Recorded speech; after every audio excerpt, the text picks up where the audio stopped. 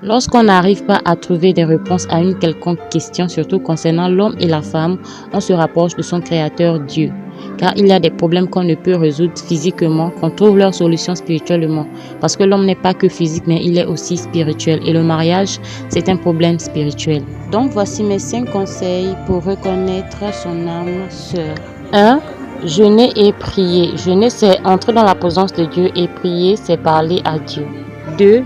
Savoir observer et discerner les prétendants, car souvent le diable envoie ses prétendants afin de nous fermer les yeux sur le véritable prétendant donné par Dieu. Voici les signes qui accompagneront les prétendants du diable. Ils aimeront ton physique ou ils seront pressés à passer à l'acte sexuel. Et ton âme sœur sera capable de voir la beauté de ton âme et attendra le mariage pour passer à l'acte sexuel. 3. Mieux connaître la personne, ses qualités et ses défauts. Tu découvriras chez ton âme sœur que ses défauts font partie de tes qualités et que tes défauts font partie de ses qualités.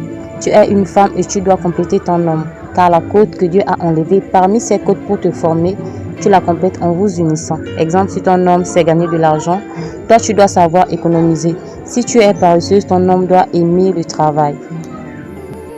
4. Se rappeler des promesses faites à Dieu. Lorsqu'on cherche à savoir qui est son âme sœur et qu'on n'a pas de réponse, il faut se rappeler des promesses faites à Dieu. Exemple, moi, lorsque je suis tombée enceinte, le père de mon enfant ne s'occupait pas de la grossesse, mais j'avais tellement envie d'avoir un enfant garçon, alors j'ai promis à Dieu que je me marierai avec celui qui me donnera un enfant garçon. Et en fin de compte, j'ai mis au monde un enfant garçon.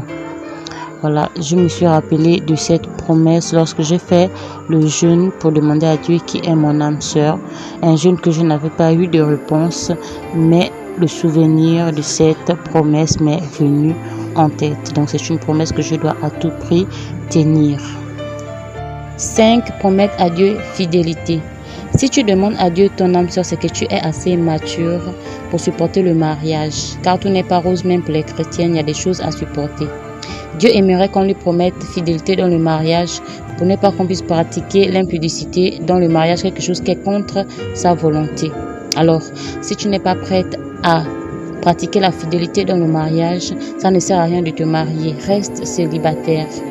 Car Dieu châtie lorsqu'on pratique l'impudicité après l'avoir promis. Même si notre partenaire nous trompe, nous devons être fidèles et devant Dieu.